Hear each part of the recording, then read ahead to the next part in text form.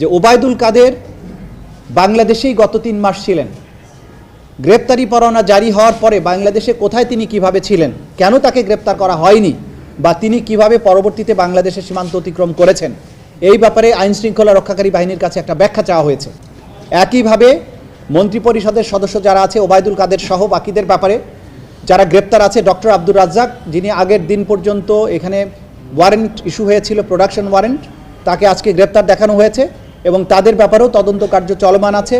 এবং এই মন্ত্রীদের মধ্যে বিশেষ করে 2-1 জন উপদেষ্টা যারা গুমের সাথে জড়িত ছিলেন, যারা গুমের মধ্যে 2-1 জনকে ছাড়ানোর ব্যাপারে ভূমিকা পালন করেছিলেন এবং তাদের এই গোয়েন্দা সংস্থাগুলোর যারা সম্পৃক্ত ছিলেন, তাদের সাথে গুম কমিশনের ইন্টারভিউর মধ্য দিয়ে এটা দেখা গেছে যে প্রধানমন্ত্রী হাসিনার নির্দেশে অবশ্যই আলাদাভাবে তদন্ত করবে, কিন্তু যেহেতু রাষ্ট্র কর্তৃক গঠিত একটা কমিশন, সেখানে একজন বিচার বিভাগীয় ঊর্ধ্বতন বিচারপতির নেতৃত্বে এই কমিশনটা হয়েছে এবং এই ডকুমেন্টটা একটা অফিসিয়াল ডকুমেন্ট।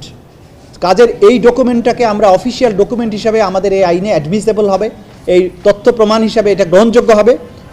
এর বাইরেও এই কমিশনের তদন্ত রিপোর্টের বাইরেও আমরা নিজস্ব তদন্ত সংস্থার মাধ্যমে এই বিষয়গুলোর ব্যাপারে আরও ফার্দার তদন্ত করব এবং অকাট্য রূপে আমরা আদালতের কাছে প্রমাণ করব যে গুম সংক্রান্ত যে অপরাধ, মানবতা বিরোধী অপরাধ, তার সাথে আমাদের এই ট্রাইব্যুনালের মামলার যারা জড়িত আসামি আছেন তাদের সম্পৃক্ততাগুলো অকাট্য রূপে প্রমাণ করার জন্য আমরা আরও নিজস্ব ব্যবস্থা গ্রহণ করব।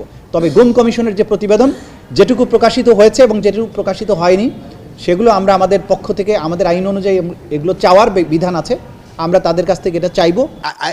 উনি কোন থেকে জানলো যে 3 মাস বাংলাদেশে লুকিয়েছিল? আমরা তো জানি না। আমরা যদি তারে জানতাম আমরা অবশ্যই ধরে ফেলতাম। যদি এর আগে ওই খবরটা ওনারা আমাদের দিতে পারতো যে উনি ওই জায়গায় লুকিয়ে আছে, আমরা অবশ্যই তারা ধরে ফেলতাম।